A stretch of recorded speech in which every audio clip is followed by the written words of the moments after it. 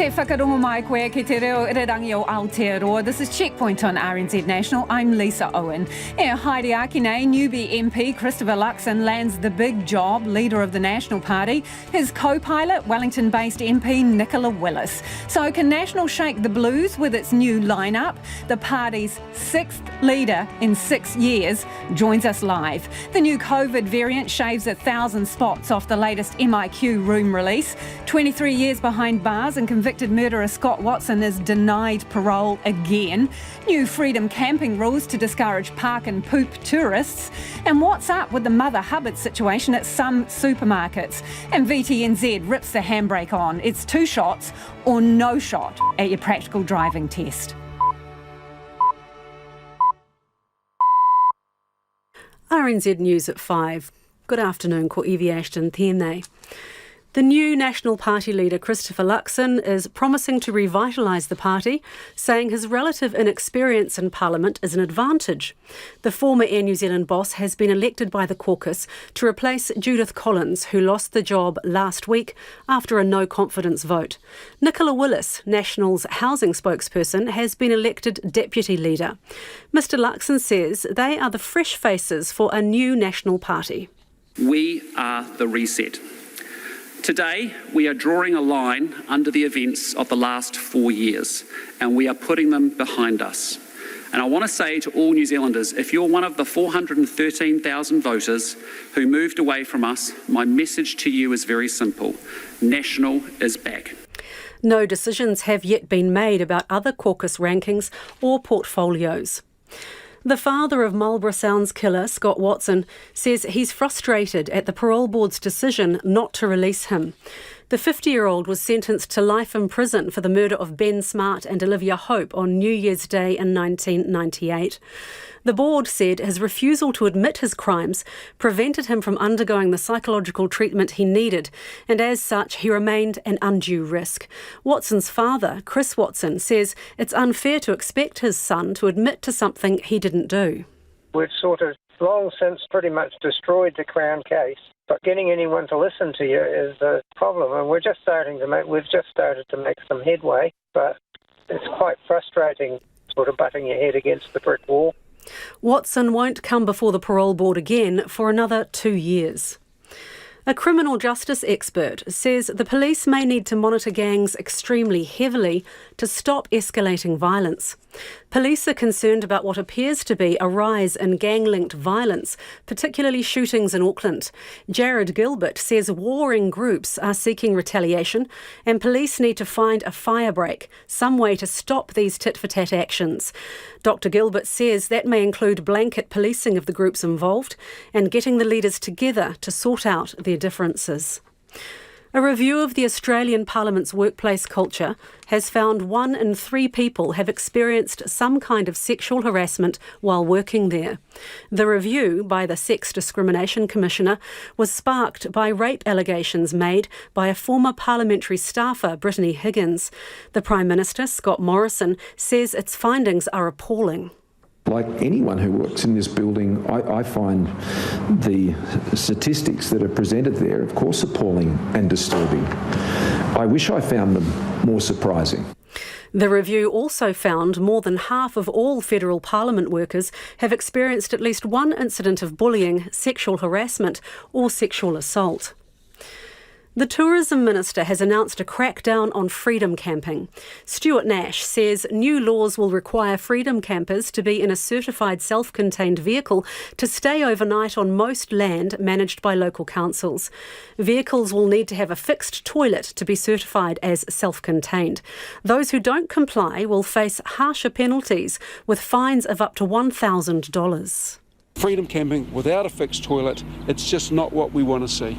There are hundreds of campgrounds around this country that accept people who are driving any type of vehicle with the facilities, so there is no need to freedom camp without a toilet anywhere in this country.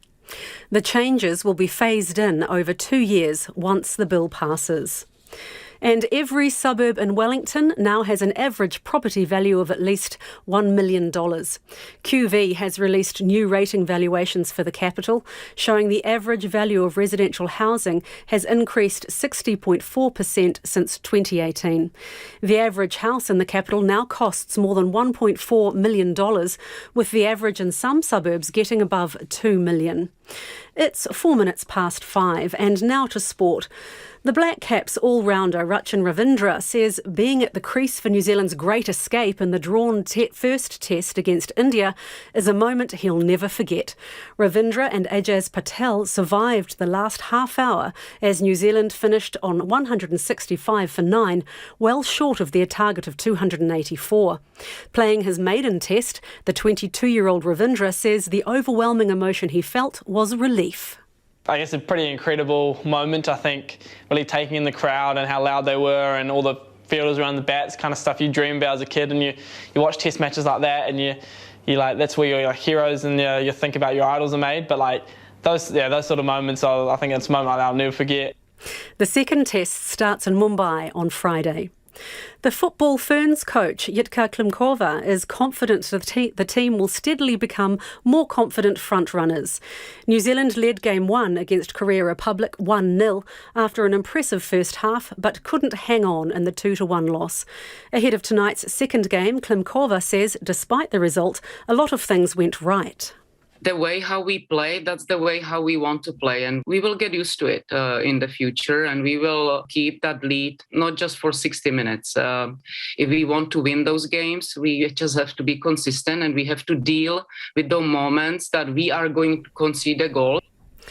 And the former world golf number 1, Tiger Woods, concedes he'll not play full-time competitive golf again. Woods has told Golf Digest the injuries he suffered in a car crash in February mean he'll have to pick and choose events to play. And that's the news.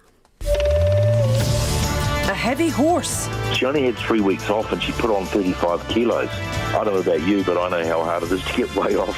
A mass drop of muscles. It's really exciting to see a 60-tonne of putai going back into Auckland's inner harbour. And meat-eating bees. They're only going for freshly deceased animals. They're not trying to eat anything that can run away. So we don't have anything to worry about. What's the buzz? Morning Report, weekdays from 6 on RNZ National. Now the short forecast from Met Service to midnight Wednesday. Northland, Auckland and Coromandel, partly cloudy with isolated showers. Waikato to Taranaki, including Bay of Plenty and the central high country. Rain becoming patchy this afternoon and clearing tomorrow morning.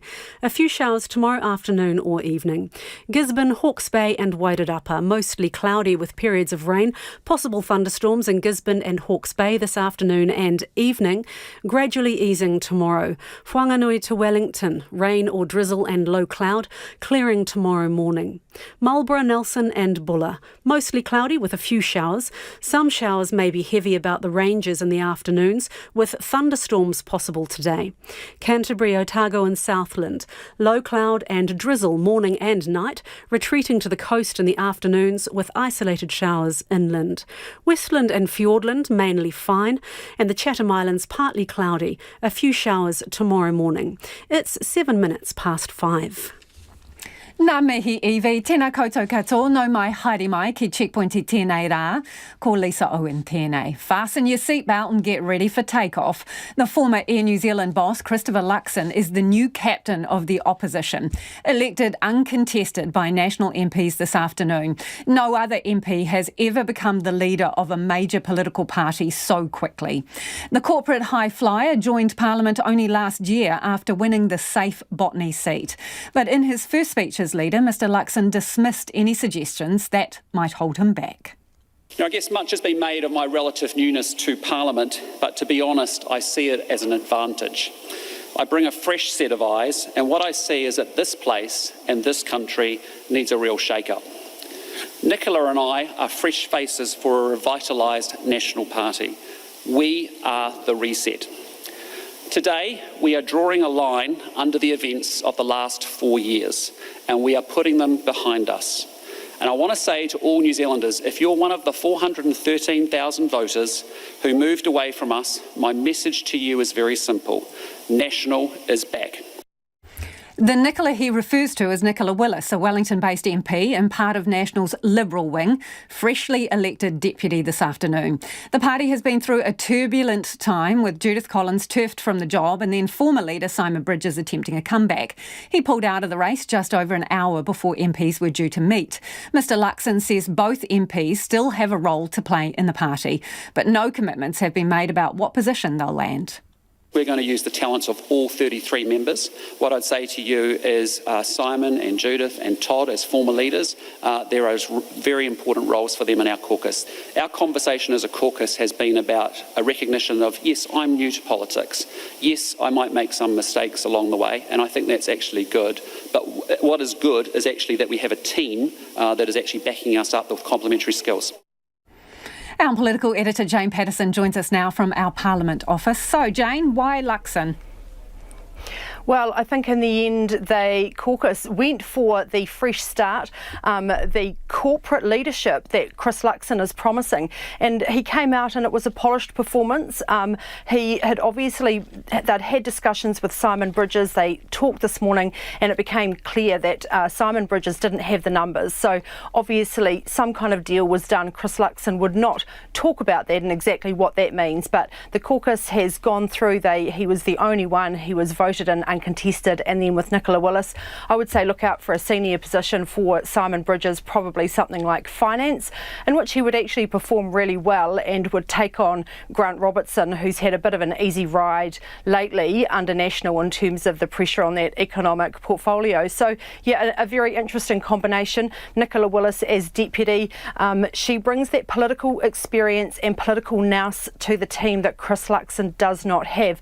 However, the deputy role is also a real manager's role in terms of the caucus and keeping that line of communication between the caucus and the leader. And there's still quite a lot of bad feeling and bad blood around Nicola Willis from members of the caucus because of her involvement in the Todd Muller coup, or the coup with Todd Muller. So I think that is really going to have to be something she works on, getting back the trust of the caucus. But I think in terms of the combination and what the performance was today, it was looking pretty positive. Was she his choice? Yes, she was. And actually, I think that probably created some difficulties along the way for him. They hadn't gone out on a public ticket together, but he'd made it clear to the caucus that Nicola Willis was his preferred deputy. As I said, that probably caused a bit of a few problems for him as he went through this past week. But obviously he has convinced the caucus that she is the right person there, that they can trust her and that she will work in that leadership team beside him. So he's got two former leaders still in the ranks and he reckons there's a position for them. Or three, yes. Three for now. That's right. Yeah. And so, and he says categorically that he hasn't promised things to people. Yeah, nah? The signals I took from that was that at least maybe not Todd Muller, because he's basically separate from the caucus, or has been under Judith Collins. It'd be interesting to see whether he's brought more into the fold, but I think the focus is more on Simon Bridges and of course the most immediate leader, Judith Collins, and I imagine that he would want to have them on board. Neither of them have indicated any intention of leaving Parliament, including Judith Collins already talking about contesting the next election. So I think what he'll be wanting to do is bring them in, make sure they're in senior positions, make sure they've got good portfolios where they're actually able to use their talents against the government as opposed to against their own caucus members, because the last thing that he will want is having disgruntled former leaders on the backbench with time in their hands. We've seen that in the past and it does not work out well. How far off is the reshuffle then? No talk about the reshuffle, but I imagine that would be, they would be looking to do that in the next few days. I would imagine you have a caucus of 33, Chris Luxon, I would say, would have a pretty clean slate in terms of being able to allocate those portfolios aside from any agreements that may have been made in the run-up to this. But yeah, I imagine they would be wanting to get this in place. We're back, the House is sitting for the last two sitting blocks next week before the end of the year, so I imagine he'd want to have his new line-up in place by the time the House comes back next week. He talked about the 13,000 voters that wandered off somewhere else, right? And he says that his freshness is an advantage, fresh eyes. But I'm wondering, is this a sort of bit of a renovation of the National Party, or is it a knockdown and total rebuild? Well, look, interestingly, even the choice of the venue today, it's all about signalling a shift away from not the tradition, but what has happened in the last couple of years and the dysfunction and the kind of business as usual that had become turmoil for the National Party. And the first thing was having the media conference in the banquet hall. So the LCC is a place where we've seen the procession of leaders, failed leaders, new leaders, and then opposition media conferences during the term. Chris Luxon opted to go into the banquet hall, and that is more for government events. It's a bigger, grander sort of venue, the budget, Air New Zealand functions. So he chose to sort of break that, and I think that was his first signal. He's going to bring a different, more corporate approach to it. And this is going to be really interesting in terms of the caucus management, and he likened it to his executive team. So look, it's very early to see how he's going to manage and how the National Party might look under him. But then he did talk about core values, of course, of the National Party. He did mention a couple of areas where there might be policy tweaks, not giving too much away. But look, I think the National Party will look very, very similar under Christopher Luxon as to what it has. But there will definitely be a different and new style of leadership. And again, it's a bit early to say whether that political inexperience is either going to be an advantage or a disadvantage. It might be quite refreshing for the public to have someone who's not steeped in political law and tradition and years of it, and he may bring a different perspective. It may be his undoing because it's a tricky course to navigate around here.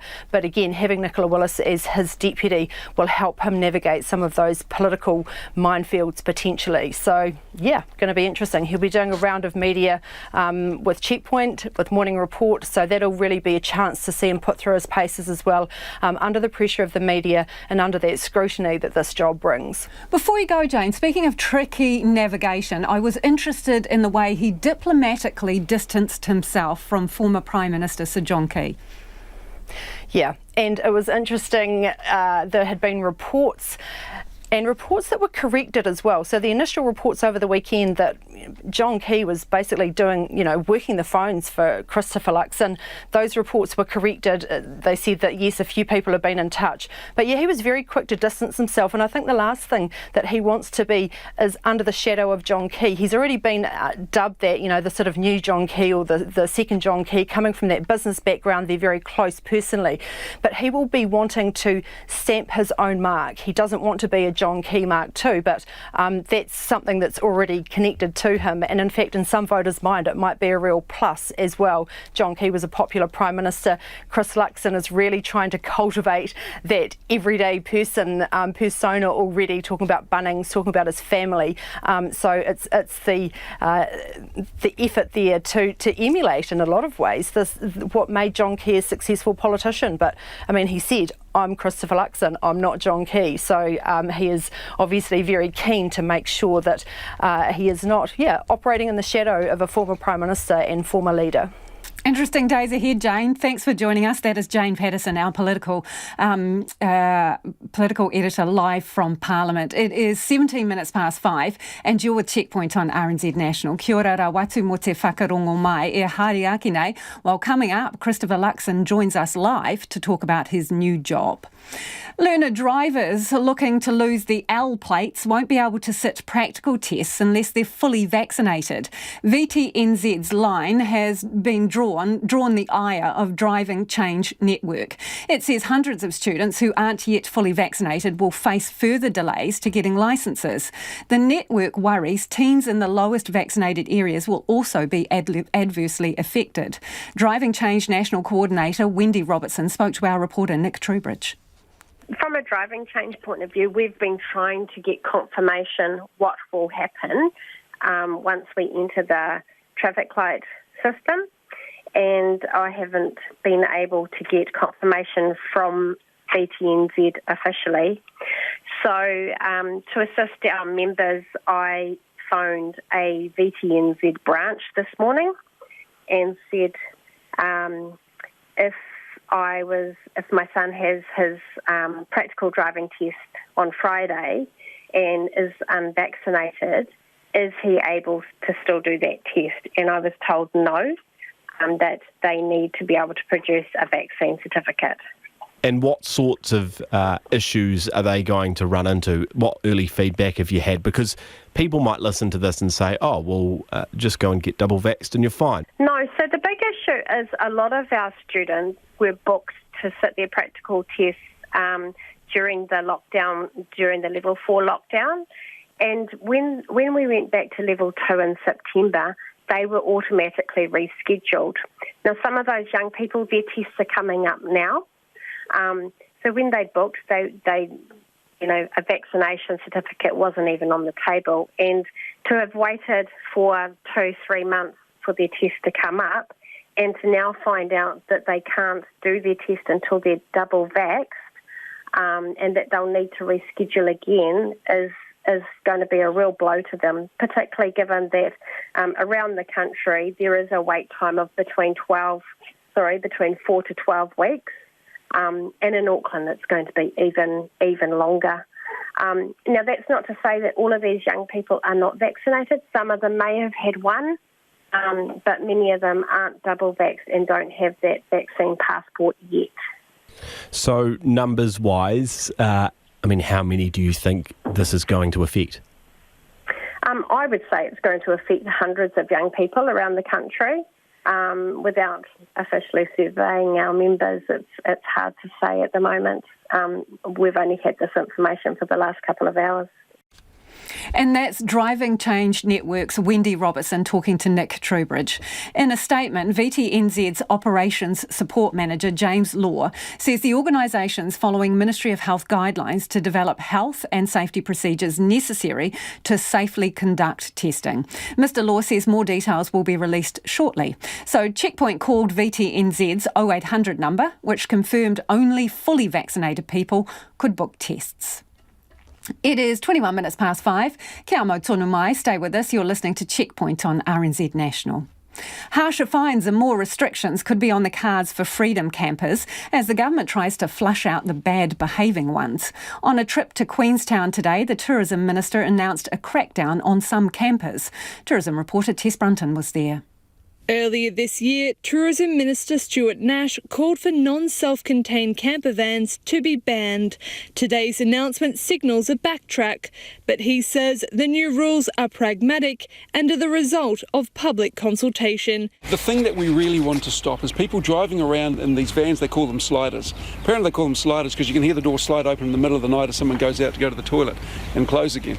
We wanted these sorts of people to be only camping in areas where there are proper facilities, not on the sides of the roads, not on the lakefront where there are no facilities, and therefore they had no option but to do whatever they did in an area that was really not where we wanted people to do that sort of stuff. The new legislation means freedom campers will need to be in a certified self-contained vehicle with a fixed toilet to stay overnight on council land unless they have designated areas.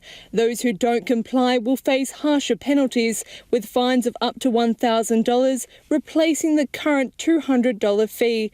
The government has committed $10 million to support local councils through the transition, to develop local bylaws and educate freedom campers.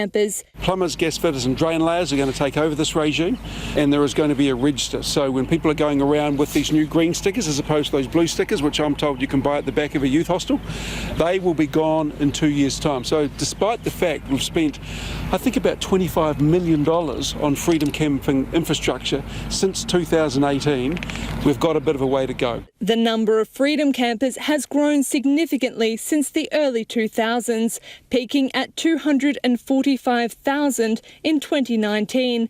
When Jim Bolt was first elected Mayor of Queenstown Lakes in 2016, he says freedom camping was out of control. The local council, he says, has made a lot of progress since then. I think we probably got 60-70% of where we wanted to go to. This will take it to where we really want to get to. This won't be the end of freedom camping in the Queenstown Lakes. Freedom campers are welcome in our district, providing they obey the rules and they're in appropriate vehicles. Wanaka resident Debbie remembers finding unpleasant surprises around her community and its tracks. You find toilet paper and all sorts of stuff around, and it's not good. She hopes the new rules will stamp that out. There's tons of places that people can freedom camp. We also have to think about our commercial aspect of the people who take on campers for a living. And then we have, in the past, people been able to kind of abuse that and just park freely. Rolleston resident and New Zealand Motor Caravan Association member David supports the rules. He will happily see the end of smaller vehicles that have a certificate with a toilet in a box that's used once in a blue moon. I'm not in favour of those people destroying it for the true freedom camper who complies with regulations and is fully self-contained. Stuart Nash isn't expecting a rush of tourists once the borders reopen, saying the isolation requirement will mean only those who can afford the time and money will travel. But that's what we've put in place. But from where we move to a point where just tourists come in and they get off the plane and they jump in a car and they travel down to Queenstown or Napier or wherever, there's still a little bit of work to do before we get there. The new legislation will be brought to Parliament next year. Ho mai o whakaro, we would love your feedback. Nō reira anei na kaupapa mō te hōtaka nei. What do you make of the new lineup of the National Party? Christopher Luxon, leader. Nicola Willis is his deputy. Are they the right choices? If not, why not? And if they are, tell us why too. Double vax to sit your practical test, a driver's licence. Do you agree with that as well? Are you booked in to sit your test and are you double vaxxed? Pātui mai, text me 2101, tweet us at Checkpoint RNZ or email checkpoints@rnz.co.nz. You may have noticed a bit of a Mother Hubbard situation at some supermarkets, particularly in Auckland. Bare supermarket shelves, swathes of missing products, your favourite must-have ingredients, MIA. Well, Countdown is playing catch-up after a strike last week across its 2 Auckland distribution centres, but that's since been settled. So what's the deal with filling your grocery list in the lead up to Christmas? Well, joining me now is the boss of the Food and Grocery Council, Catherine Rich. Hi, Catherine. Some supermarkets look like they're having a bit of a zombie apocalypse. Why is that? Well, they have, but I think people should be confident that the shelves will be filled pretty soon. But I feel a bit sorry for Countdown because the supermarket supply chain is a bit like a pipeline, and if something disrupts that, then it takes a while to get things back into order. But things like COVID, supply chain meltdowns, strike action, it all has an impact. So how long does it take to catch up? Because the strike was last week. It should be a matter of days, but it is like a pipe. There's only so much product you can put through. And what we found during COVID, when there was just such immense pressure on the whole food supply system, some suppliers actually moved to delivering direct to store. So I'm sure people are working on it to, help them out and make sure that shelves are restocked as soon as possible. Is there any particular product that that would be missing from the shelves that we would notice not being there, or is it across the board? I understand it's across the board, but certainly with some of the increases in costs for bringing product into New Zealand and cancelled sailings and things, I've been saying to people it is worthwhile thinking about what it is you need for Christmas and making sure that when you see it to purchase it. So far I haven't heard of anything that I'm really worried about, but there'll be things that will surprise us because the global supply chain has really taken a hammering this year. So, Catherine, what products are we bringing in from overseas that might be everyday things that we may notice are lean? Well, things like toilet tissue, things like dried fruits, dried apricots. I've really been surprised when container costs have increased in cost, well in advance of 500%, and some of the global shipping companies, in order to get their schedules back into some momentum in the Northern Hemisphere, have cancelled their sailings to New Zealand. We've been doing a lot of work behind the scenes to try and get them to, see some sense and not scrub New Zealand off the map. Look, nothing in the grocery sector is easy at the moment. It's required a lot of really nimble action from people who are supply chain directors, but usually it's a well-oiled machine, but there'll be on occasion you can't find your favourite brand. Oh no, toilet tissue. The poster the dreaded product, toilet tissue preparedness. I've seen some photos on that, but I certainly know through our membership, no worries on that, or many other products. But thankfully, in the last case, it's been worked out in the last week, not just the next couple of weeks, because Christmas is the busiest period. So is it seriously advisable for people to stockpile things that they want for Christmas that aren't fresh produce? Well, it's not just food and groceries. It's everything. If you're walking around the likes of Bunnings, Mitre 10 or stores in your main streets, people are saying that they'd ordered stuff and it just hasn't been arriving. New Zealand does depend on a lot of imported foods, and usually people are very good at planning and getting things into the country ahead. But look, I'm not sure what it'll be, but no, it does make sense to plan, because there'll be something that does trip us up, but usually it's a well-oiled machine.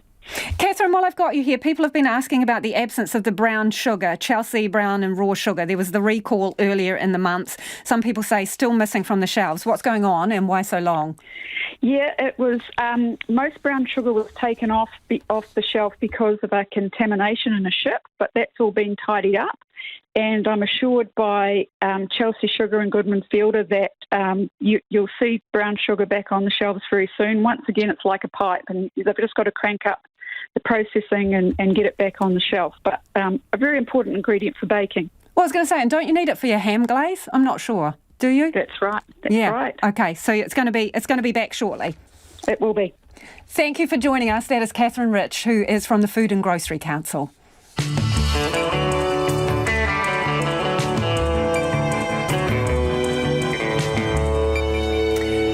E te iwi e haere nei I a checkpoint. Is the red light enough to save Auckland's struggling hospitality businesses? And National's new leader, Christopher Luxon, joins us live. Homai o whakaaro, we'd love to hear from you about anything you've heard on the programme this evening. Have you been to the supermarket recently? Is there anything missing that you desperately need? Let us know. Text us on 2101, tweet us at Checkpoint RNZ, or you can email us checkpoint@rnz.co.nz. Time for the headlines now. Ko iwi anō tēnei.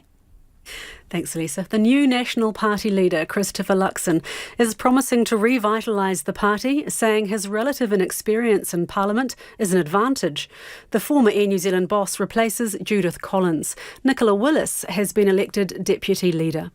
The Ministry of Health is trying to work out the source of COVID-19 in the Nelson region after 2 new cases were confirmed, bringing the total in the area to 3.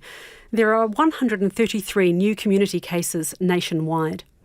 Jacinda Ardern says the government could look at a shorter timeframe for COVID-19 booster vaccines if that's what experts recommend. Australia has ordered a review of booster timeframes in light of emerging international evidence and the Omicron variant. And in a national address about Omicron, President Joe Biden has urged Americans to get their COVID-19 booster shots. The father of the Marlborough Sounds killer, Scott Watson, says he's frustrated at the parole board's decision not to release him after 23 years in prison. The board said his refusal to admit his crimes prevented him from undergoing the psychological treatment he needed. Watson's father, Chris Watson, says it's unfair to expect his son to admit to something he didn't do. A criminal justice expert says the police may need to monitor gangs extremely heavily to stop escalating violence, particularly shootings in Auckland. Jared Gilbert says warring groups are seeking retaliation and police need to find a way to stop these tit-for-tat actions. The Tourism Minister has announced a crackdown on freedom camping. Stuart Nash says freedom campers will need to be in a certified self-contained vehicle with a fixed toilet to stay overnight on most council land. And prosecutors have told a US court the British socialite Ghislaine Maxwell preyed on and groomed young girls for convicted paedophile Jeffrey Epstein to abuse. It's been the first day of her trial on sex trafficking charges in New York. Those are the headlines. We'll have more news and weather at 6. Kia ora rā, e hoa nau mai hoki mai. This is Checkpoint, ko Lisa Owen tēnei. Ko taku hoa inai nei, ko Nona Peltier, who's here to talk business.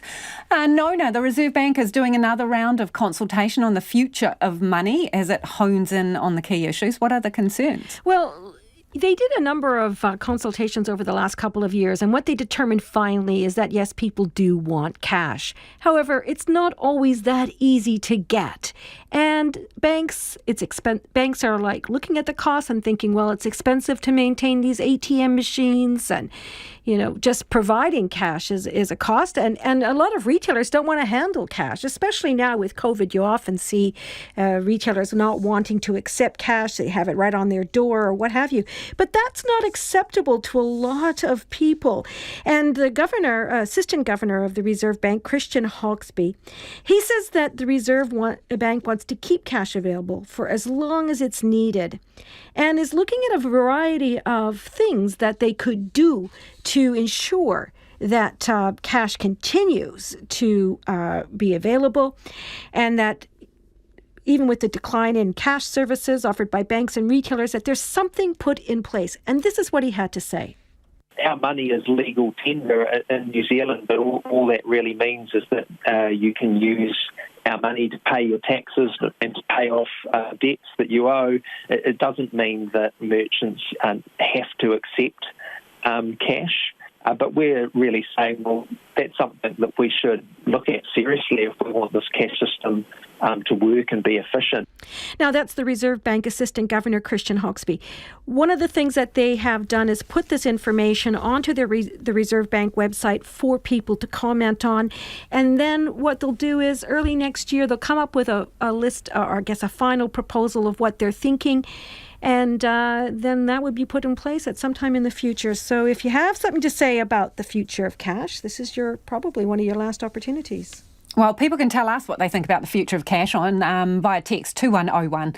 Let's hear what the people say. Let's move on to KiwiSaver. They've ridden out the latest round of market volatility and people have boosted their savings. How are those numbers looking? Yeah, pretty good. So the Financial Services Council that keeps track of these things on a quarterly basis found that funds rose more than 20% to $90.8 billion over the past year. And membership has been rising. Now there's close to 3 million members. Contributions to the months ended, the 12 months ended September were $6.32 billion, and the average balances rose just over $4,000 to $27,858. So overall, the KiwiSavers have held up quite well, and that they were calm. So the savers themselves didn't react to volatility like they did the last time we went through COVID, and to their own benefit. And Nona, a quick whip around the markets. Well, speaking of volatility, we certainly have seen quite a lot of it in the market. The last few days we've had some pretty hefty falls as people are concerned about the new COVID variant. But today, those concerns have eased somewhat, and so the market rose 1.5%. That's 187 points to 12,719. And the New Zealand dollar, it's steady at 68.3 US cents, 95.6 Australian and 51.3 pence. Thanks, Nona. Nona Peltier there with Business News. And don't forget, coming up before 6, we speak to the new National Party leader, Christopher Luxon. Red light restrictions could kill the summer party for many pubs and restaurants. Auckland venues can reopen from Friday after a 3-month shutdown, but they aren't popping the champagne just yet. At Red, venues using the vaccine pass can have up to 100 people, but they have to be seated and separated, and dancing, well, that's off limits. At Orange, there's no cap on numbers as long as everyone's vaxxed. So is Red enough to get hospitality out of the red this summer? Steve Sims is the publican at Birkenhead Brewing Company, which is the sister bar of the Lumsden Freehouse in Newmarket and the Wood Street Pizzeria in Mangawhai, and he joins me now. Hey, should we start with the good news? So you get to open this week. Oh, you have to be really, really happy for us to open, because the team have been gagging for this now for well over 2 months. We just want to see faces again and smiles with people and just talk to real people instead of takeaway tickets. It really is something else. We can't wait. How hard's it been? Really tough. You're talking single-digit percentages of turnover when you're running takeaways and deliveries. So money-wise, it's been a disaster. In terms of the mental health of my team and our teams across town, it has been really, really hard for them as well. And we've done everything we can to support them, and even to the point where we're paying them 100% of what they were getting paid prior to lockdown. So financially, how much better is Red for you? Oh, well, I know that based on our previous experience last year, the place is packed to the gunnels for at least a week, and you do a month's turnover in the space of that week. Everyone is coming out to party, and that's certainly exactly what we're going to probably experience already, because I'm seeing it through the bookings that we're getting now. Yeah, and so what different responsibilities are you going to have, and does that make life difficult? Well, I mean, the rule is quite simple. No jibby jab, no juice. You've got to come through, show us your vaccine passport, then go along and check the ID. I'm going to be on the door, so that takes me off my usual duties. But we're hiring extra staff just to make sure that the mandate is followed through. It's going to be more expensive and a bit more troublesome for people getting into the bar. But at the end of the day, we're all going to be safe and the community's going to be safe. So it's worth the effort. Steve, are you expecting any awkwardness on the door? Well, if there's awkwardness, I'm sure that there's nice words we can weave into the conversation to make sure that they're happy. That's what we do. We're hospitality. We're not the Gestapo. Yeah, so you have got, businesses in different parts of the north, right? And I imagine during the summer they draw big crowds. At the moment you've got 100 max. Do you have any parties or music events planned at any of these venues that are potentially in jeopardy if we stay in the red? Well, certainly the venue at Mangawhai, the Wood Street Pizzeria, has probably not got base happening this year, which is a massive, massive thing for summer. And given that most of Auckland moves to Mangawhai during that period as well, I expect that we'll see a lot less turnover than we usually see in previous years, particularly with the caution under red. If it's a red summer, it's not going to be so great for our beach town venues. And certainly in the city, we're missing out on all the Christmas parties and all of those things that generally you'd be able to get up and have a boogie with your mate. You can't do that now. So a review on December the 13th, the last time before Christmas, and then you have to wait till mid-January to get it looked at again. What's your confidence level around a potential shift? I've got a confidence level about Auckland. If you look at our vaccination rate here, our ability to handle what's going on right now with the illnesses, I'm sure that we are a high chance that we could be orange by mid-December. So you'd be prepared to, bet a nice burnt-coloured pint? Well, I can tell you the bottles of champagne will be open at that point in time if that's the case pre-Christmas. Hey, all the best. Thank you for joining us. That is Steve Sims. He's a publican at the Birkenhead Brewing Company, involved in a number of bars, and the Wood Street Pizzeria in Mangawhai. Some wannabe returnees have been left out in the cold after Omicron prompted a last-minute change to the number of MIQ rooms released today. Officials say they're taking precautions so that there's enough room for community cases as well as international arrivals in coming days and weeks. That includes travellers from high-risk countries who need to spend 14 days in MIQ rather than the 7, Katie Todd reports. 3,100 rooms were meant to go up for grabs today, but this morning MIQ announced it had sliced more than 1,000 rooms off the number available. That meant Savannah Jackson's wait in the virtual lobby ended in disappointment. I got 2,500 something, and today, and I thought, well, if we'd had, they originally had like over 3,000 rooms. I thought, okay, I would have been in, but no, unfortunately not. Ms Jackson has taken part in every MIQ lottery to date in a bid to get a voucher for her partner and daughter so they can return from Australia next month. She's had no luck. Last week she got past the lobby, but the only date available was the very next day, meaning there wasn't enough time to get a COVID-19 test. There are people who've tried 2 times and have got a spot. I'm now on the 10th time. There's no sort of priority. There's no recognition for previous attempts. So it's just incredible. It's just such a huge waste of time. MIQ says it will continue to release as many rooms as it can in a safe, manageable way. It says the decision to cut capacity in the booking system in light of Omicron was purely precautionary. It notes travellers from very high-risk countries now have to spend twice the time in MIQ, including 9 southern African countries added to the government's list on Sunday.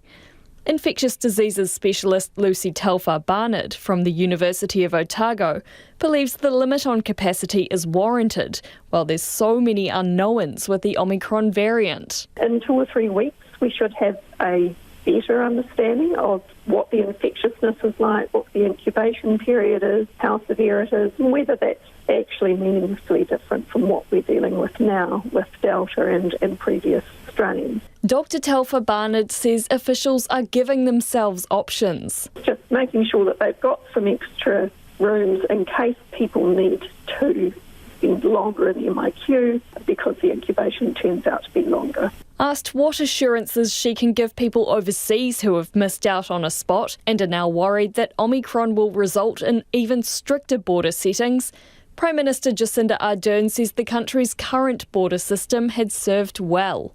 With many other countries either reinstating or creating border controls, we already have ours in place. We've done that while still having, if I recall, up to 190,000 people come through our borders safely. So we have maintained our MIQ. All our international arrivals are still coming through it. And we, of course, continue to honour the bookings that we have with New Zealanders offshore. MIQ says there are still several thousand rooms to be released through to March. The date of the next room release is yet to be confirmed. It's almost 5:45. I'm Lisa Owen and you're with Checkpoint on RNZ National. Hei muriaki ngā pita kōrero after the news at 6. What does the new leadership team mean for a beleaguered National Party? Marlborough Sounds killer Scott Watson has again been denied parole 23 years after he was imprisoned for the murder of Ben Smart and Olivia Hope. The 50-year-old was sentenced to life in prison in 1998 with a minimum non-parole period of 17 years. He's always protested his innocence and his father says today's ruling is frustrating. Conan Young sat in on the hearing. In its decision, the parole board said Watson's refusal to admit his callous crimes prevented him from undergoing the psychological treatment he needed. It said without this help, he remained an undue risk. Watson's father, Chris Watson, says his son is understandably disappointed but trying to stay positive. The lack of treatment stemming from his refusal to admit to his crimes is the same reason Watson was denied parole almost a year ago. His father says it's unfair to expect his son to admit to something he hasn't done. We've sort of long since pretty much destroyed the Crown case, but getting anyone to listen to you is the problem, and we've just started to make some headway, but it's quite frustrating sort of butting your head against the brick wall. Watson's lawyer put forward what he described as a sound release plan, including an offer of employment and the support of family and a long-term partner. Years of good behaviour, including numerous opportunities to work outside the wire and in public, were put forward as evidence of his successful rehabilitation. But this failed to shift the position of the parole board. Watson won't come before them again for another 2 years. Chris Watson says his son is running out of time. Well, at 50, he's still got a chance of starting a life and sort of becoming established. But if you get much older, where do you go? Chris Watson says all of their energy is now focused on a Court of Appeal hearing in August next year, which will look at how sound the evidence was that identified hair found in Watson's boat as belonging to Olivia Hope. Prosecutors have told a US court the British socialite Ghislaine Maxwell preyed on and groomed young girls for convicted paedophile Jeffrey Epstein to abuse. It's been the first day of her trial on sex trafficking charges in New York. The BBC's Nada Tawfiq reports. Over the next few weeks, what plays out in this New York courthouse will be a crucial chapter in the twisted saga of Jeffrey Epstein's sex trafficking ring and Ghislaine Maxwell's alleged role in it. As her highly awaited trial began, the world's eyes were trained on what the evidence presented here would reveal. And so too were Epstein's accusers. Some arrived to show solidarity with the alleged victims. In opening statements, the government said Ghislaine Maxwell was a dangerous predator who provided a cover of respectability for Epstein. Prosecutors said she lured victims with a promise of a bright future only to sexually abuse them. Her defense attorney told the jury she was a convenient stand-in for Epstein and that the government would not be able to prove their case. He said the accusers' memories were corrupted and influenced by a desire for a big jackpot of money. There have been numerous investigations, documentaries exploring Ghislaine Maxwell's alleged crimes, but the allegations have never been aired in a criminal trial. The jury will be presented with a range of evidence, from flight logs to testimony from Epstein's former staff. The 4 underage girls in the indictment, now grown women, are expected to take the stand, and other accusers from around the country could testify too, those with stories similar to Teresa Helm. According to her, she thought she had landed a job as a professional masseuse, but instead walked right into a nightmare. I thought that her and I were making these connections, and she did her role, played her role beautifully. She she was masterful at it. I walked myself to a predator's home.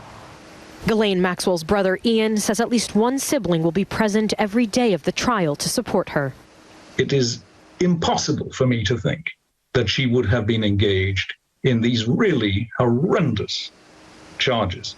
If convicted, she faces up to 80 years in prison. Let's get to some of your feedback now on driver practical tests. This is the NZTA has moved to say only double vaccinated people can sit their practical test. Obviously, you're in a car with someone. This person says, fair enough, got to protect the driving tester, and young people have had plenty of time to be fully vaxxed. Another listener says, you drive for a lifetime. Waiting for a vax is fine. It will teach them patience. And Joe's got in touch to say, good on NZTA for insisting on only the fully vaccinated can sit tests. These young people need to realise there are choices in every decision they make, and choosing not to get vaccinated or being slow to do so has consequences. Why should a driving instructor be exposed in a closed vehicle to someone who is potentially a risk to their health? Thank you for your feedback. Wow, brace, the National Party has a new leader. Parliamentary freshie and former Air New Zealand boss Christopher Luxon has landed the job. The situation vacant sign went up last week after an epic party implosion. Judith Collins was tossed out of the job after a no-confidence vote that was called when she demoted Simon Bridges over inappropriate comments he made several years ago.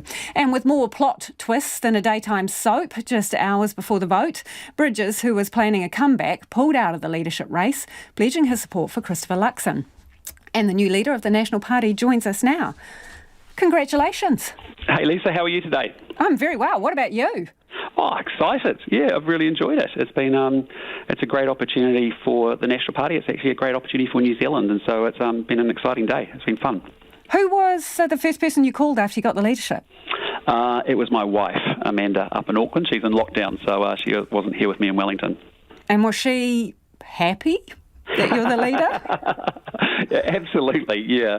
Look, I mean, you can't do this job without the support of your family, and yeah, we're really lucky. We've got a good family unit there, and rock solid. So it's no, I mean, it's been, you know, it's great to have that family support, and they encourage you and support you and tell you as it is, and also, you know, it's important that they get on with their lives and you know, as well, and can separate from it as well. So it's been great.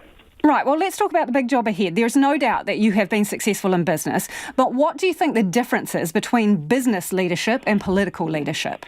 Yeah, well, what I'd say on that is the biggest difference is actually in the content and the processes, and you'd know Parliament well and the political world well, and so you can always learn and master content.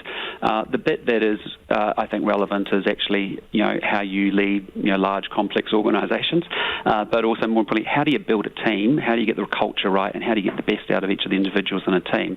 And as a CEO, you know, that's what a great CEO should be doing for an organisation. And when you think about it, that's actually, you know, what I need to do as a leader of a political party here at the National Party.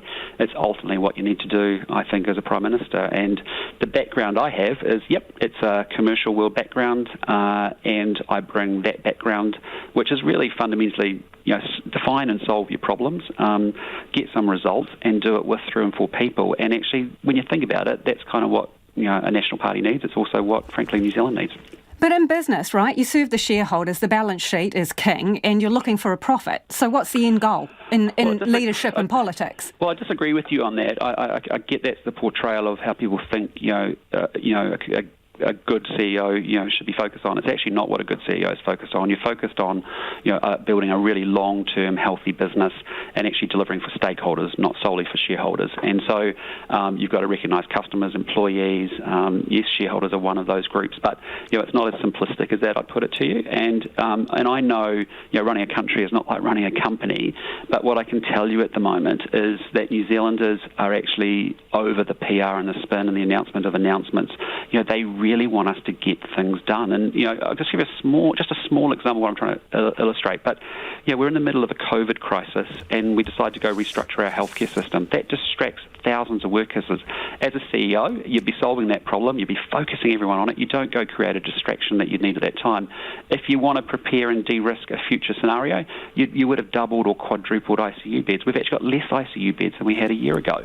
So, okay. You know, so that's a critique. That's a critique of the other people's policy. Well, just want to stay with your team for the moment because that is, I mean, you're fresh to the job. You mentioned team building, right? So you've got 3 former leaders in your caucus. That's a notoriously difficult position to be in. You know, there's the grief of ambitions dashed and their hopes and dreams. How are you going to manage that situation? Well, I think that's what was really good about the last 4 days, is that actually, you know, we played and had real conversations with each other about, well, do you want to keep doing it the way we've been doing it for the last 4 years, which is completely dysfunctional, or do you actually want to turn the page, hard reset it, and look forward? And we all decided to do that. That's what's reflected in an uncontested, you know, leadership situation as we've just come through.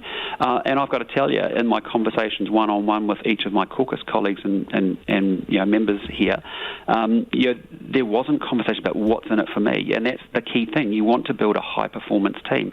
I can tell you right now, we've got 33 amazing people with great experience, competency. We just need to hook them up to the right task and put the right people on the right problem to solve. So, hand on heart, have you not promised a single person anything? Apart from Nicola Willis, that's the conversation that we had. As a deputy, I wanted to run with Nicola because I thought we would be complementary and balance each other really well. And the conversations about portfolios will start in the next few days. Okay, you've been very clear about the fact that you hold Christian beliefs. So I just want to hear what your policy positions are on some things. What's your position on abortion? Well, firstly, can I just say, let's talk that. You know, look, I am pro-life, but what I'd say to you, if you look at Nicola, who is our deputy leader... So does that mean, no, I'm asking your position, so let's stick with you for the moment. You're pro-life, so do you not support the women's right to choose? I'm pro-life. Nicola would be pro-choice. We both represent views that actually New Zealanders hold. Some New Zealanders would hold my pro-life position. Others would take Nicola's pro-choice position. So the important thing is that we can actually hold those different views, and actually we can disagree without being disagreeable, and we can actually respect each other's views. Nicola and I have the same set of values. We have a different view on that position. But you're the leader, and I'm trying to canvass your views. So if you are pro-life, do you believe that abortion is murder? I'm not going to say any more about that. I've just expressed my opinion to you. Why not? You want it, there's 13,000 people that you want to get back to you that have left, you say, and some of those will be women, and they'll be really interested in where you stand on this. So do you believe that abortion is murder? We've settled our legislation in the last Parliament, and as I said to you, in the National Party we have a range of views, and as do New Zealanders. And so I can tell you right now, not a big issue. We're moving forward. Gay conversion therapy, should it be banned? Yeah, it is. It's an abhorrent practice, and we really want to support that bill. The key concern we had there was around the criminalisation of parents. It's in select committee at the moment. It'll come back at some point in time, but I can tell you I want to support it. I think it's abhorrent, and frankly the National Party does. We just want clarity around that select committee. So are you going to allow a conscience vote then?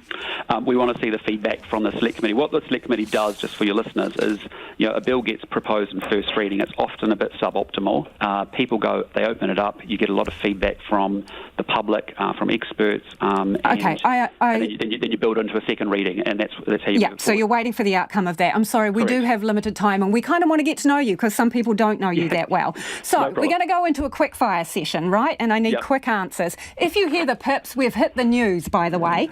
So I'm sorry. Get ready. No. Okay. Your favourite animal, please. Guinea pigs. How many times have you lied today? I don't believe I try not to lie. So you've not lied at all today? No. ACT Party, friend or foe? Friend. What is your superpower? Solving problems. What is one word to describe you? Extrovert. What do you reckon is the best movie of all times? I love, what would be a good one? You've got me there. No, the James Bond series. I've just watched all 4, and I've just managed to... I haven't watched the final one because in Auckland we can't go to the cinemas. But okay, so you're a 007 fan. Yeah, is disloyalty a sacking offence? I want to be really clear. We've had a conversation on the weekend and we set pretty high performance standards. I know how to run high performance teams. Expectations are clear. Consequences will be clear. So what is the clear consequence? Disloyalty is a sacking offence? Yay or nay? I would have thought so, yep. Okay, choose yourself a theme song. Live Like You Were Dying, Tim McGraw. Okay, so does personality matter in politics, do you reckon? Look, I think it's a component of it, absolutely. I mean, I think you attach to people and personalities and who they are, and you've got to get a sense of, do I like them? Would I want to go on a road trip with them? Do I want to go to dinner? Would I let them babysit my kids? And then I think, then you look at the rational parts of it as well. How many homes do you own? And please don't hide behind a trust.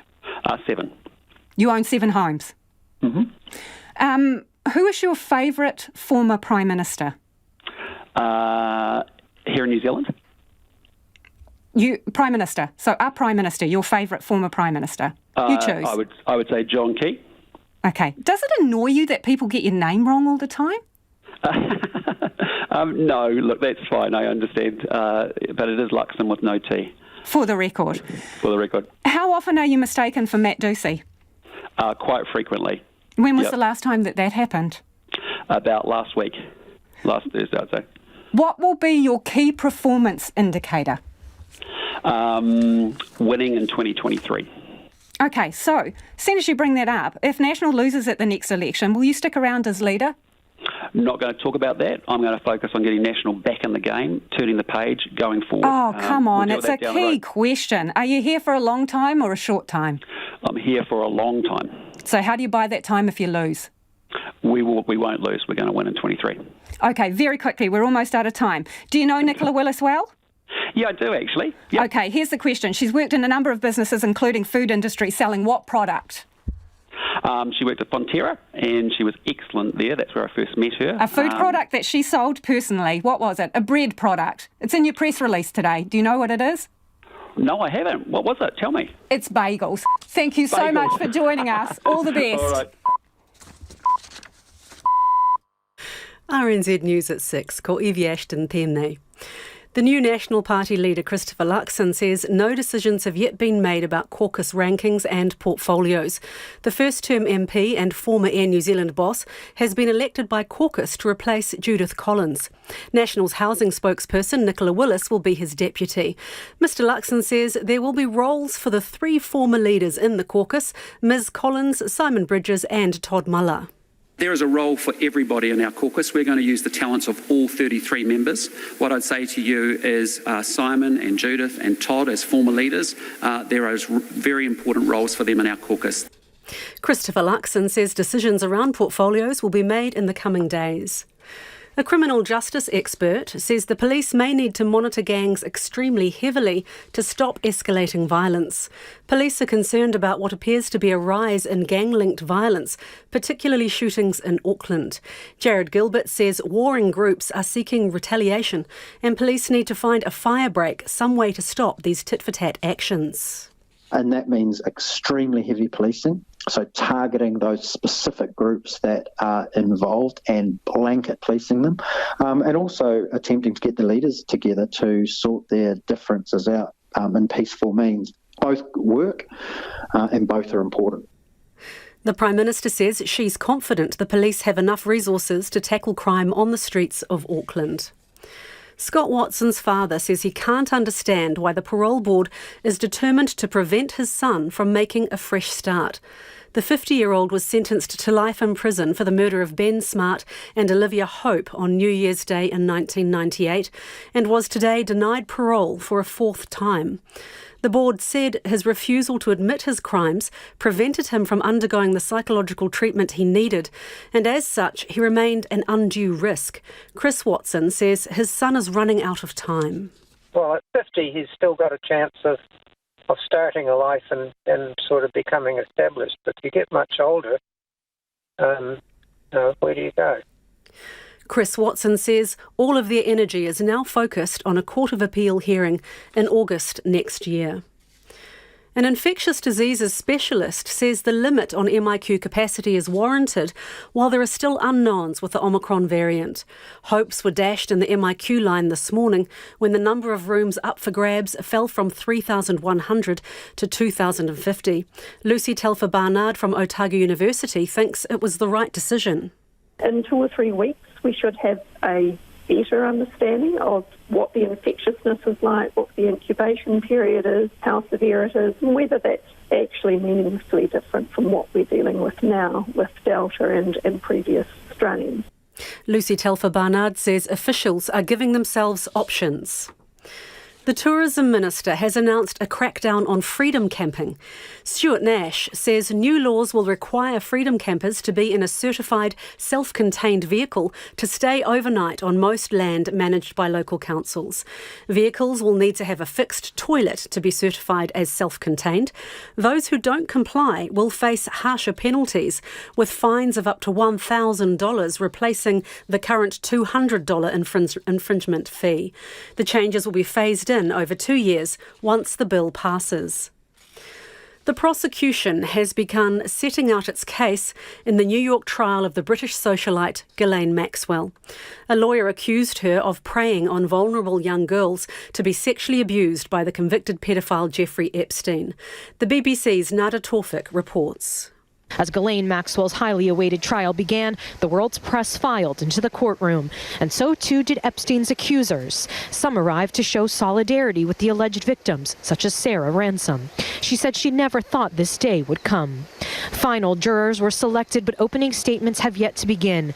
The 4 underage girls named in the indictment, now women, are expected to testify that Ghislaine Maxwell recruited and groomed them for Epstein to abuse from 1994 to 2004. Ghislaine Maxwell has pleaded not guilty, and it's uncertain if she will take the stand. The Caribbean island of Barbados has become the world's newest republic. It's replaced Queen Elizabeth as head of state with an elected president, Dame Sandra Mason. The British monarchy is publicly backing the change, and the Prince of Wales has attended a noisy and colourful ceremony in the capital, Bridgetown. The English claimed Barbados more than 400 years ago, and it became a focal point of the transatlantic slave trade. And a paraglider is in Dunedin Hospital in a critical condition after crashing near Wanaka this afternoon. The police say the paraglider got into trouble at Treble Cone shortly before 1 o'clock. He crashed near Pyramid Peak, about 150 metres down a cliff face. The man was winched to safety by rescue helicopter. And that's the news. Tonight on Nights, Tony Stamp samples a set of lockdown songs from Aussie genius Courtney Barnett and takes a trip with Nightmares on Wax. In this week's episode of Let's Be Transparent, Joe Stockhausen meets a couple of folk who changed gender later in life. And geographers Louise Richards and Karen Witten look at urban density. Is it time to go high-rise, or would it be greener to keep the garden? On Nights of me, Brian Crump, after the news at 7 on RNZ National. Now the short forecast from Met Service to midnight Wednesday. Northland, Auckland and Coromandel partly cloudy with isolated showers. Waikato to Taranaki, including Bay of Plenty and the central high country. Rain becoming patchy this afternoon and clearing tomorrow morning. A few showers tomorrow afternoon or evening. Gisborne, Hawke's Bay and Wairarapa, mostly cloudy with periods of rain.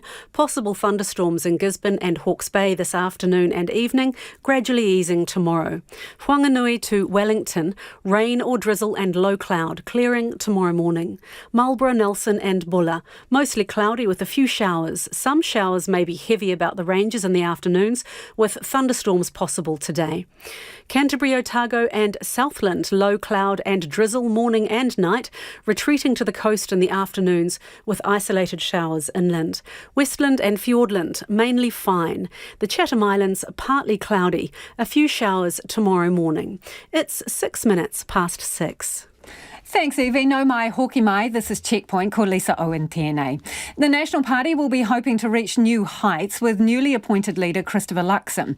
The political newbie and former Air New Zealand CEO was elected earlier today with Nicola Willis his deputy. It comes after a tumultuous week for the National Party, with Judith Collins booted from the leadership after she stripped Simon Bridges of his portfolios over inappropriate comments made several years ago. Bridges then threw his hat back in the ring for leadership but chucked it out earlier today, clearing the runway for Luxon. Kate Gregan reports. My parents and my wife call me Christopher. My brothers and my friends call me Chris, and a lot of other people call me CML, and I'm sure many of you will call me lots of other names. Christopher Luxon. Chris. Christopher Mark Luxon. Call him what you want. In the end, today was a one-horse race. No other MP has ever become the leader of a major political party so quickly. But today, former Air New Zealand boss Christopher Luxon became National's 6th leader in 6 years. The corporate highflyer joined Parliament only last year after winning the safe Botany seat. And this afternoon, he said that would work to his advantage. Now, I guess much has been made of my relative newness to Parliament, but to be honest, I see it as an advantage. I bring a fresh set of eyes, and what I see is that this place and this country needs a real shake-up. Nicola and I are fresh faces for a revitalised National Party. We are the reset. Today, we are drawing a line under the events of the last 4 years, and we are putting them behind us. And I want to say to all New Zealanders, if you're one of the 413,000 voters who moved away from us, my message to you is very simple. National is back. Standing beside Mr Luxon, Wellington-based MP and mother of 4, Nicola Willis, his freshly elected deputy. I am someone with a hard head but a soft heart, and I'm someone who wants to work with this man to make this country a much better place for all of us. Mr Luxon and Ms Willis hope to steer the party through the turbulence of the past week that saw Judith Collins turfed from the job and then former leader Simon Bridges attempting a comeback. He pulled out of the race before the National Caucus met this afternoon. Mr Luxon has spoken out against euthanasia, abortion and legalising recreational cannabis. He said his Christian faith and politics should be kept separate. My faith has been often misrepresented and portrayed very negatively. And what I can tell you about is that my faith is actually something that has grounded me. It's given me context and put me into context, something bigger than myself. But I want to be very clear. We have separation between politics and faith. People shouldn't be selecting an MP because of their faith, and they should not be selecting an MP because of their faith. It's important that everyone understands I am here to represent all New Zealanders, not just people of one faith or one interest. And that's no different from any other MP or leader that's in this Parliament as well. Mr Luxon says former leaders, including Judith Collins, Simon Bridges and Todd Muller, would all play important roles in the new caucus, and portfolios would be decided over the coming days. And a lot of you getting in touch about the new leadership team. This listener says National needs to attract the centre voters like me who will vote for either left or right, not the hard right. And Mike's got in touch to say the Nats' new hope, their very own Jesus Christ superstar. Well, they got the right person, but why did they give it the wrong job, says Jim. And this one says Chris Luxon handled the press conference well. His best line was that politics isn't House of Cards, it's a team sport. Hope he can deliver the functioning opposition that New Zealand needs. Several North Island towns are working out what it'll mean for them to hit the red light on Friday when the traffic light framework comes into force. Wide bands of the North Island will move into the toughest restrictions in the plan. Though for Auckland, it means a return to some freedoms. For those feeling a bit miffed about the red mist, the government says lifting the vaccination rate is the only way to lead them to the orange light. Jimmy Allingham reports. It's a rainy Tuesday morning in Bulls, part of the Rangatike district, about half an hour from Palmerston North. This is Whanganui DHB land, where vaccination rates are behind the national average at 79% fully vaxxed. Bulls has pun-filled street fronts declaring it a town like no other, and locals are chewing over the uncertainty of what red light will mean. Well, my understanding is that basically for a shop like ours it's status quo of what we've already been doing. Everybody signing in, everybody wearing masks. We will have to monitor the amount of people that are in the shop at any one time, and so that everybody can safely keep their distance. That's gift shop Intrigue owner Jodie Jamieson, who says the hard part for businesses like hers is people not respecting the rules. Shop worker Alana Hartley has been confronted by one unpleasant woman, but another shopper stepped in. It's not easy to have to deal with that, especially when you're here on your own. I just said to Alana, I said actually we don't want people like that in here anyway, so feel free to ask them to leave. Over the road at second-hand shop Dad and Dave's, owner Ken Graham isn't happy with the red light ruling and isn't yet sure what it'll mean. I had a look online last night what my requirements are, and I'm not too sure whether I've got to ask people for the vaccination pass or make sure they're wearing masks or anything, so I'm not sure what I have to do really. At the Bulls Museum, volunteers such as Helen Cooper are getting ready for scanning vaccine passports. My personal opinion is the fact that people haven't fronted up and got their vaccinations, and I think that's the important thing. I just feel that people are holding us to ransom, the unvaccinated ones. Bull's first dose rate is 89%, just ahead of Martin on 88%. Rural areas of the district are lower. In Martin, facilities manager at the Club Hotel, Samantha Hancock, is clear about what the bar needs to do from Friday. So the traffic light system, the way we're going to operate is exactly the way the government has told us to.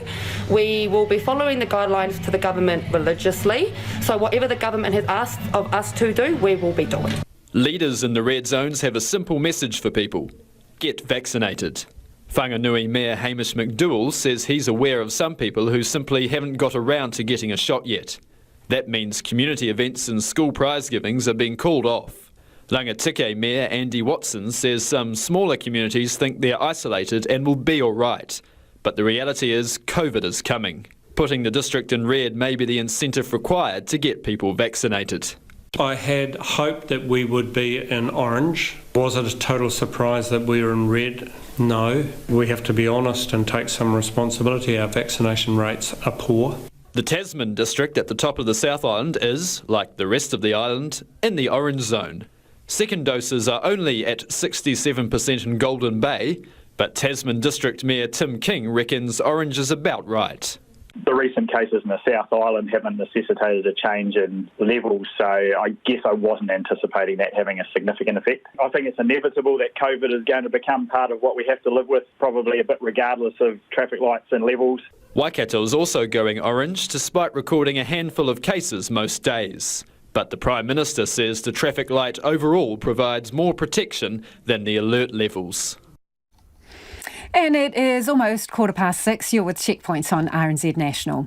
A gang expert says the police may need to monitor gangs extremely heavily or get them in a room together in a bid to quash any tit-for-tat violence that may be brewing. There's growing concern about what appears to be a rise in gang-related violence, particularly shootings in Auckland.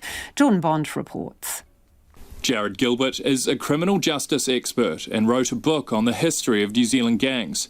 He says since the 1980s, gang territories were mostly settled.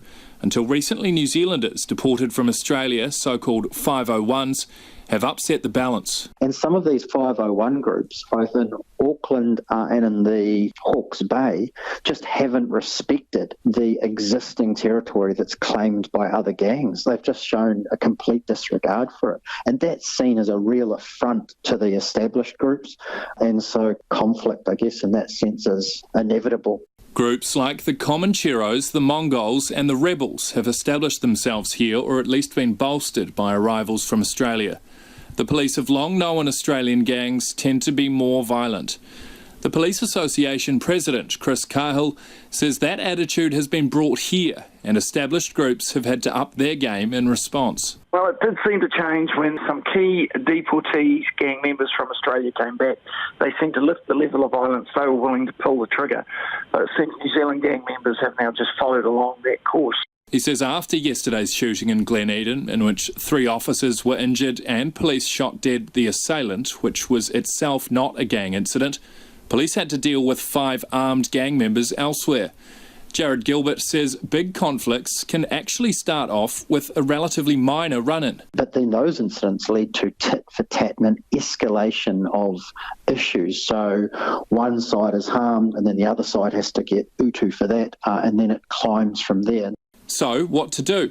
Dr. Gilbert says police need to find a fire break, some way to stop these tit-for-tat retaliations. And that means extremely heavy policing, so targeting those specific groups that are involved and blanket policing them, and also attempting to get the leaders together to sort their differences out in peaceful means. Both work and both are important. Chris Cahill is so concerned that he would support a temporary general arming order for the parts of Auckland where it's needed.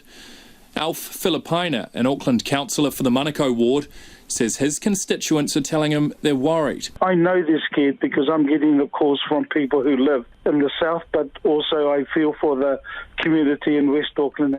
The Prime Minister, Jacinda Ardern, says the police do have enough resources to tackle crime, including gangs, in Auckland.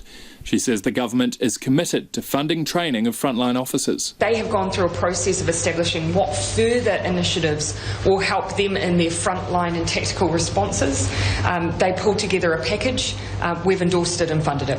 Police are trialling something called the tactical response model, which includes teaching frontline police, who are generally unarmed, skills similar to those used by the Armed Offenders Squad.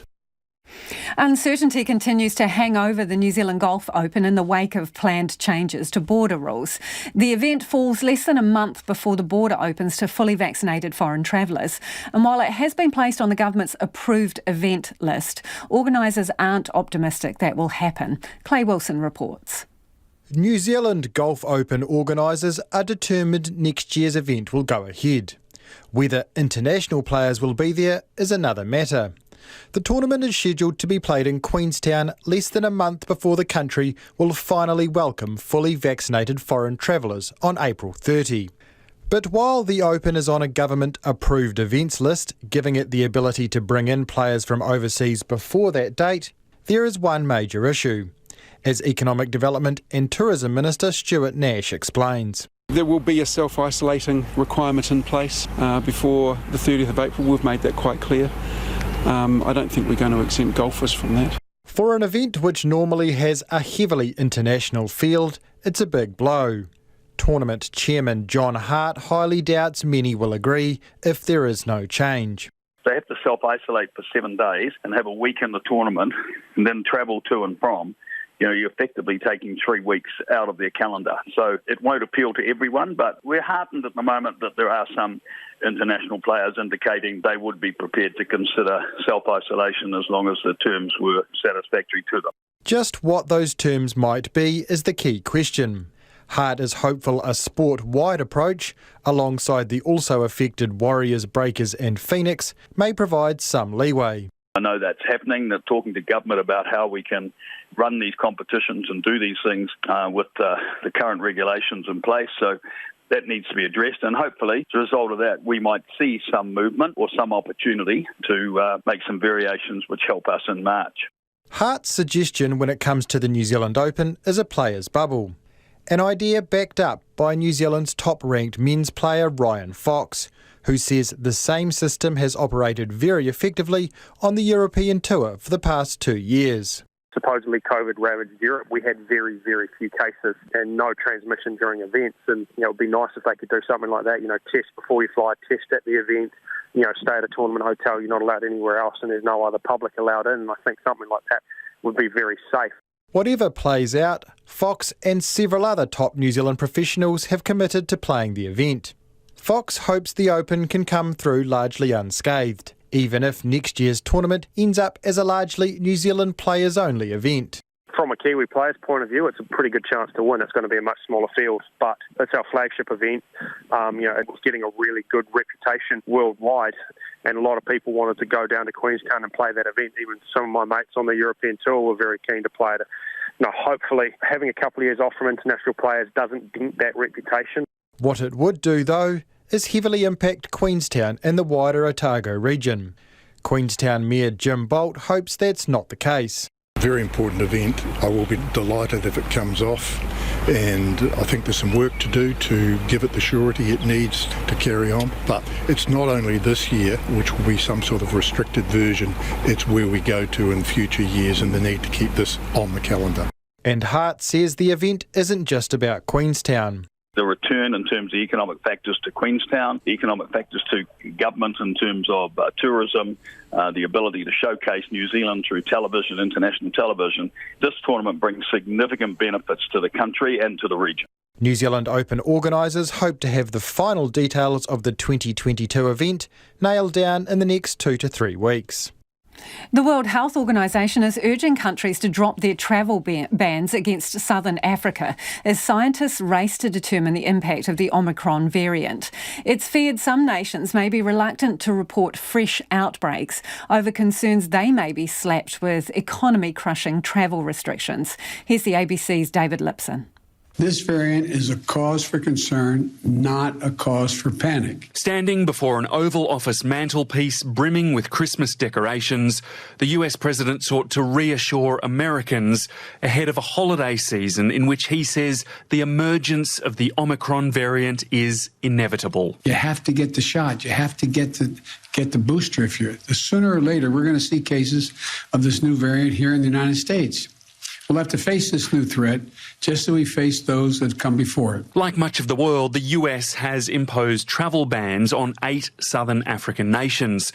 But Joe Biden says he doesn't anticipate any further border restrictions. I don't anticipate that at this point, and we'll see. We'll see where that works. We're living through a cycle of panic and neglect. The World Health Organization has decried the travel bans. Director General Dr. Tedros Ghebreyesus says they may slow the rise of Omicron, but they can't stop it. South Africa and Botswana should be thanked for detecting, sequencing and reporting this variant, not penalized. Indeed, Omicron demonstrates just why the world needs a new accord on pandemics. Our current system disincentivizes countries from alerting others to threats that will inevitably land on their shores. Those comments were echoed by the United Nations Secretary General. His spokesperson is Stefan Dujarric. What the Secretary General is saying is we think there are more science-based solution, increased testing, and even if people need to go into quarantine, but blanket barring of certain citizens, we feel is a form of collective punishment. In a way. As the new variant is detected in Portugal and Spain, around the world, citizens are being told to mask up again. Meanwhile, a vaccine for the Omicron variant could be developed in as little as 3 months if needed. It comes amid fears the current jabs may not be as effective against it. But if new vaccines are needed across the ditch, Australia will once again be largely reliant on overseas supplies, as New Zealand has been. Here's the ABC's Bridget Fitzgerald in Sydney. If the current vaccines don't work against the Omicron variant, we may need new ones, which isn't a problem, says Professor Paul Torderson, the director of the RNA Institute at the University of New South Wales. We're probably going to deal with all the variants in the future, so we need to be ready. The beauty of the mRNA technology, it is quite easy to change. By easy to change, he means it's relatively simple to tweak the existing COVID-19 mRNA vaccines so they're effective against variants. In fact, the companies behind those we're currently using in Australia, Pfizer and Moderna, say they could start work on Omicron-specific vaccines in a matter of weeks. But Professor Torderson says if new mRNA vaccines are needed, Australia will once again be ordering them from overseas because there's still no capacity to make them here. In some ways, it's as simple as we haven't put the investment into it. We probably could have. What we need is we need the manufacturing facilities. I sometimes call it a war against this virus. We need a variety of weapons, and we need to have some of them locally based and all the capability of making them locally. Australia could get that capability if it gets permission to make existing vaccines like Pfizer or Moderna locally. Responding to a question from the federal opposition in Parliament on Monday, Industry Minister Angus Taylor said he's been in discussions with Moderna about the potential to develop its vaccines in Australia, though there's no deal yet. Australian-based researchers are also working on their own vaccines, but that'll take a lot more time and investment. Professor Colin Poughton is a vaccine developer at Melbourne's Monash University. Our vaccine is in the first stages of clinical development, so it could potentially progress through efficacy studies and then approval, but that would take a significant amount of funding to actually fund the efficacy study. Last night, we told you about the dozens of people who'd got trapped in a UK pub after a storm struck. Well, after several nights stuck inside the 17th century Tan Hill Inn in the Yorkshire Dales, they've been freed. As the BBC's Danny Savage reports, they're already planning the reunion. Welcome to what many people this weekend saw as the most enviable location in the land. At the Tan Hill Inn, they sorted their priorities by digging through the snowdrifts to the front door and then locking it. They'd come to see an Oasis tribute band, who, some might say, had a good weekend.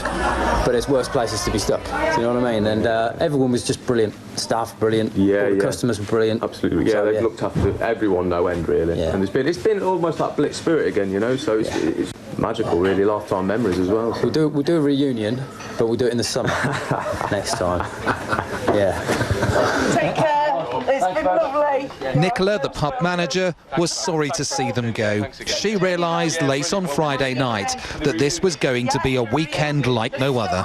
So the drifts were causing most of the issues more than anything, rather than just it being the snow. And I thought, yeah, these people are not going home. We've been doing karaoke, watching movies, playing board games, pub quizzes, chilling out. Today, the road out just about became passable, and a fourth night at the inn was avoided. Lots of people saying this must have been the best weekend of your life, locked into a pub for 3 nights. Has it been? It's heaven. It's something I'll never, ever forget. What was it like with a load of strangers stuck in a remote pub? Well, it was just fantastic community spirit, honestly. Really good. That talking about having a reunion, I'm not sure I'll be back. And so they dispersed 3 days later than planned. But what a weekend they had. Gorgeous. Let's go out with some of your feedback. This person says, does Luxon know that there are more than 4 James Bond films? I'm assuming that he means the 4 Daniel Craig films. Oh, don't get us into a debate about who is the best Bond. Sue's got in touch to say that Luxon's very conservative, full of business cliches and corporate speak. John Key on steroids, Sue reckons. And this one from Roger, who says, I imagine Luxon will treat New Zealand voters like shareholders, with larger, richer shareholders treated with greater respect than small ones. Luxon says he has an incredibly talented team, but if that is the case, how come a newly elected MP has been selected as leader of the party? It certainly indicates a lack of confidence in their experienced people. On money, this person says, I use money, cash, for my line dancing classes. Much easier to budget with that, and cash is the only way to teach kids how to budget, another listener says. On First Up tomorrow morning, Nathan Zrariri speaks to National's outgoing deputy, Dr. Shane Reti, and incoming deputy, Nicola Willis. That's going to be interesting. RNZ News headlines at 6:30. The National Party's new leader, Christopher Luxon, has told Checkpoint he's in favour of banning gay conversion therapy, but steadfast in his views opposing abortion. An infectious diseases specialist says the limit on MIQ capacity is warranted while there are still unknowns with the Omicron variant. Scott Watson's father says he cannot understand why the parole board is determined to prevent his son from making a fresh start. And the Caribbean island of Barbados has become the world's newest republic. Those are the headlines. Our next news and weather is at 7. Take the pulse of the day's news every weeknight at 10. Goat balls were a big winner last year. Oh, absolutely. Come on. No, they weren't poached. Poached?